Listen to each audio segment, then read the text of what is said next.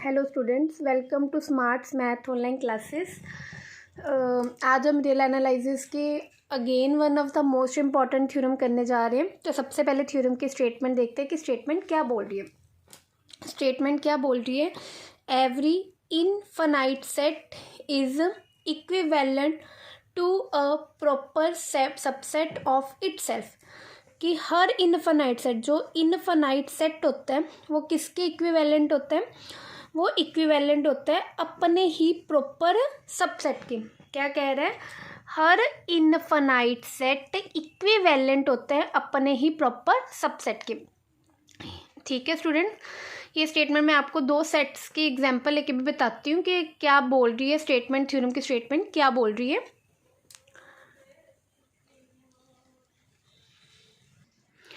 मान लो कि ए आपके पास कोई इनफाइनाइट सेट है।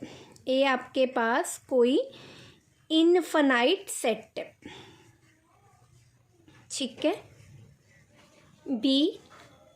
बी मान लो ए का प्रॉपर सबसेट है। बी ए का प्रॉपर सबसेट है, प्रॉपर सबसेट ऑफ ए कोई इनफाइनाइट सेट है, बी प्रॉपर सबसेट ऑफ ए। तो वो थ्योरम क्या कह रही है? हर इनफाइनाइट सेट अपने प्रॉपर सेट के इक्विवेलेंट है। मतलब क्या प्रूव करना है थ्योरम में? हमने क्या प्रूव करना है, क्या टू प्रूव करना है कि जो वो ए फाइनाइट सेट है, इनफाइनाइट सेट है, वो अपने प्रॉपर सेट के इक्विवेलेंट है। इनफाइनाइट सेट अपने प्रॉपर सेट के इक्विवेलेंट है। इनफाइनाइट सेट अपने प्रॉपर सबसेट के क्या होता है? अपने हर प्रॉपर सेट के अपने प्रॉपर सबसेट के क्या होता है? इक्विवेलेंट। इनफाइनाइट सेट अपने हर प्रॉपर सबसेट के क्या होता है? इक्विवेलेंट। ये थ्योरम में हमने प्रूव करना है। तो आई होप स्टूडेंट आपको स्टेटमेंट क्लियर हो गई। स्टूडेंट्स आपको अब थ्योरम आपको स्टेटमेंट क्लियर हो गई कि हर इनफाइनाइट सेट अपने प्रॉपर सबसेट के, इनफाइनाइट सेट अपने प्रॉपर सबसेट के क्या है? इक्विवेलेंट है। ये हमने थ्योरम में प्रूव करना है। तो अब थ्योरम का प्रूफ देखते हैं। इनफाइनाइट सेट अपने हर प्रॉपर सबसेट के क्या है? इक्विवेलेंट है। तो स्टूडेंट्स आपको ये थ्योरम से पहले ये भी पता होना चाहिए कि एक प्रॉपर सबसेट होता क्या है। तो थ्योरम का प्रूफ देने से पहले मैं आपको एक बार प्रॉपर सबसेट को बता देती हूँ कि प्रॉपर सबसेट होते क्या है। तो स्टूडेंट्स प्रॉपर सबसेट की डेफिनेशन देखो, कहते हैं set B said to be proper subset of A if there exist A belongs to A such that A not belongs to B। किसी भी सेट B को मैं A का प्रॉपर सबसेट कब बोलूँगी? कि अगर देयर एग्जिस्ट कर दे कोई एक ऐसा एलिमेंट A में जो B में ना हो। मैं B को A का प्रॉपर सबसेट कब बोलूँगी? अगर A सेट में कोई एक ऐसा एलिमेंट मिल जाए जो B सेट में ना हो। मैं आपको एग्जाम्पल लेके भी बता देती हूँ। एग्जाम्पल देख लो। सपोज कर लो ए सेट है आपके पास 1 2 3, ठीक है, और बी सेट है 2 और 3। अब देख लो 1 बिलोंग कर रहा है ए को, 1 बिलोंग कर रहा है ए को, बट 1 नहीं बिलोंग कर रहा बी को। 1 बिलोंग कर रहा है ए को, मतलब 1 ए में है, 1 नहीं बिलोंग कर रहा बी को, मतलब 1 बी में नहीं है। तो मतलब ए में एक ऐसा एलिमेंट मिल गया जो बी में नहीं है। ए में एक ऐसा एलिमेंट मिल गया जो बी में नहीं है। तो इससे क्या हो गया?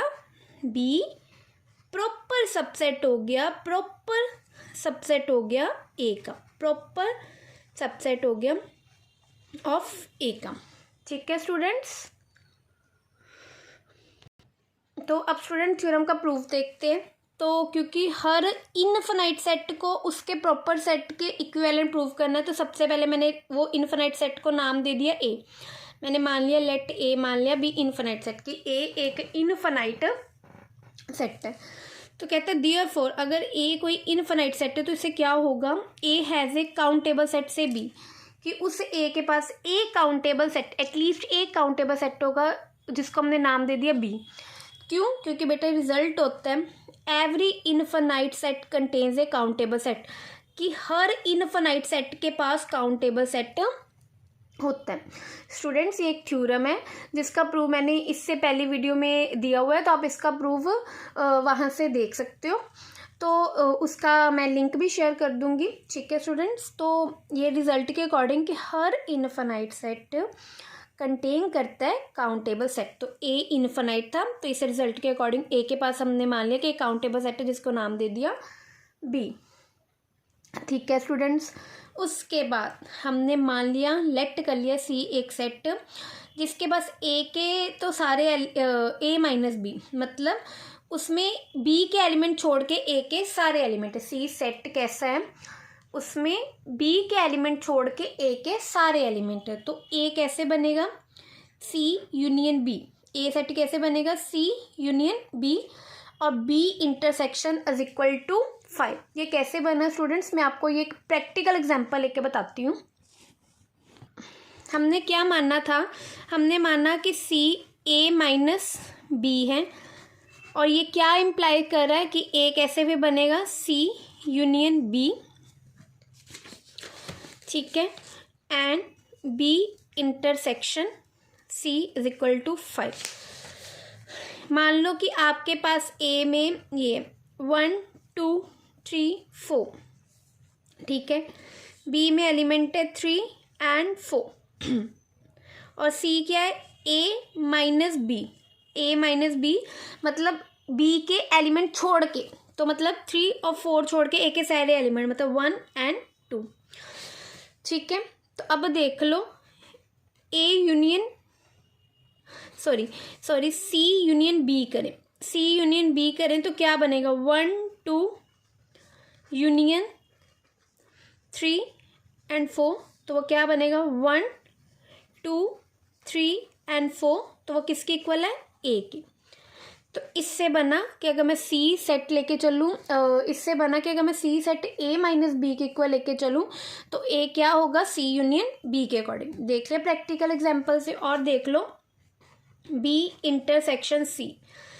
बी क्या है हमारे पास, बी है मेरे पास 3,4, इंटरसेक्शन सी, सी क्या है 1,2।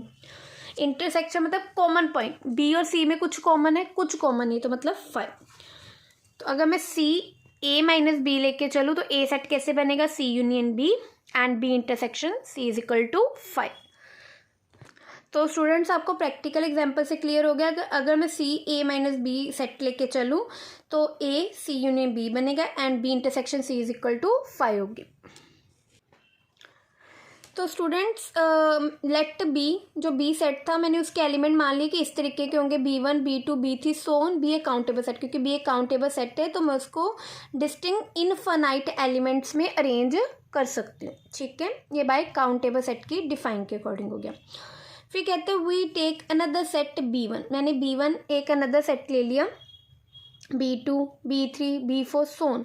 तो अब स्टूडेंट देख लो B के पास एक B1 है, ठीक है, B1 बिलोंग कर रहा है B को, पर B1 नहीं है, बट B1 के पास B1 नहीं है।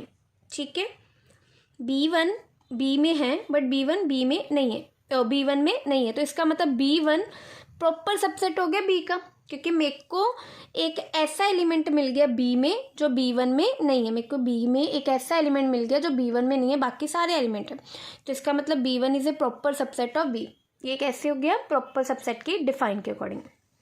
अब मैंने कहाँ पे जाना है, अब मेरा आगे का जो फंक्शन है मैंने प्रूफ करना है कि ये प्रॉपर सबसेट ऑफ B के इक्विवेलेंट है। ठीक है, अब मैंने कहाँ पे जाना है कि B1 को B के इक्विवेलेंट प्रूफ करना है। तो कोई सेट दूसरे सेट के इक्विवेलेंट कब होगा, अगर कोई मैपिंग डिफाइन कर दूं जिनको हमने इक्विवेलेंट प्रूफ करना है वहाँ से लेके और वो 1 1 एंड ऑन टू हो जाए। ठीक है, कि अब मैंने क्या करना है, मैंने इस B1 को B के इक्विवेलेंट प्रूफ करना है, और कोई दो सेट कब इक्विवेलेंट होते हैं, अगर वो दोनों सेट से की मैपिंग 1 1 एंड ऑन टू आ जाए। ठीक है, दो सेट कब इक्विवेलेंट होंगे, एक ऐसी मैपिंग एग्जिस्ट कर जाए जिन सेट को इक्विवेलेंट प्रूव करना है वहाँ तक वो 1 1 एंड ऑन टू है, ठीक है।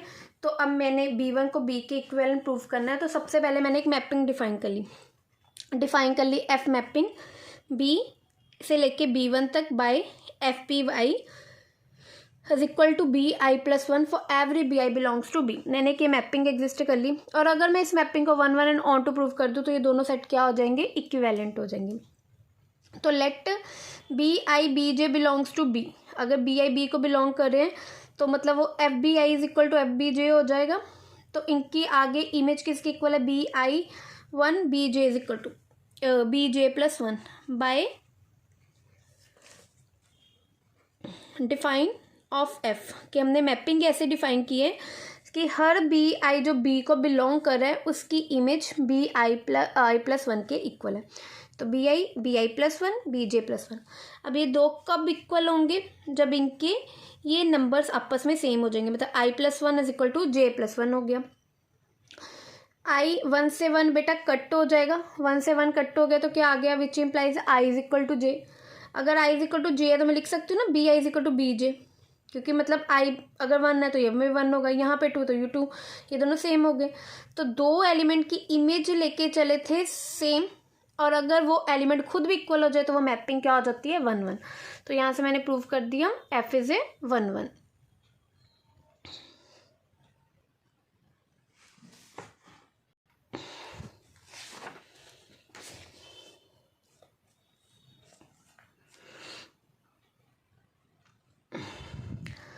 Since B1 is a proper subset of B, कि B1 प्रॉपर सबसेट है B का, ठीक है, हमने ऊपर प्रूफ किया है कि B1 B का प्रॉपर सबसेट है।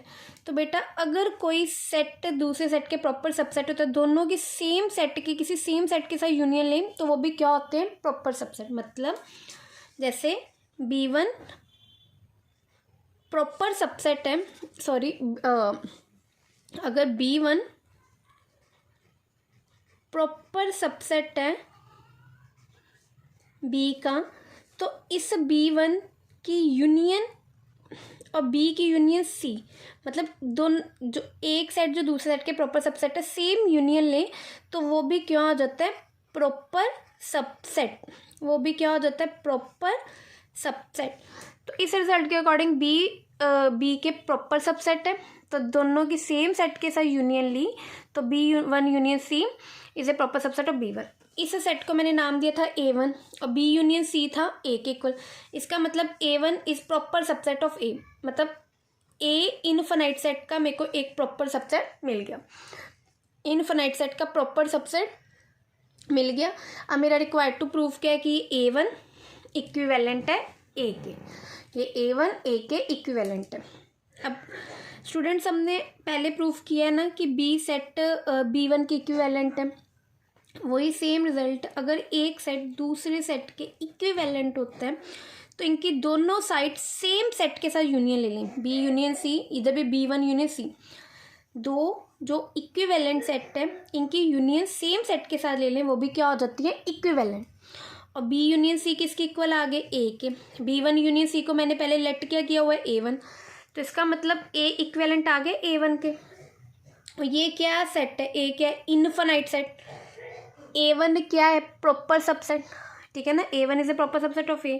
तो आ गया ना इनफाइनाइट सेट अपने ही प्रॉपर सेट के इक्विवेलेंट। ऐसे मैं A के जितने मर्जी प्रॉपर सबसेट लेती जाऊँ, A इनफाइनाइट सेट के जितने भी इक्विवेलेंट सेट प्रॉपर सबसेट लेती जाऊँ वो इक्विवेलेंट होंगे। तो हैंस यहाँ से प्रूव हो गया every infinite set is equivalent to proper subset of itself. I hope students आपको ये थ्योरम समझ आई हो। अगर आपको अगर स्टूडेंट्स आपको इस थ्योरम में और इससे पहले जितनी भी थ्योरम के प्रूफ मैंने दिए हैं, आप किसी भी थ्योरम में अगर कोई प्रॉब्लम है या मैथ्स से रिलेटेड कोई भी प्रॉब्लम है तो आप मेरे को कमेंट सेक्शन में लिख के भेज सकते हैं। मैं आपकी उस प्रॉब्लम को सॉल्व करके उस पर वीडियो बनाकर ज़रूर अपलोड करूँगी। Thank you students, please like share and subscribe my channel. Thank you.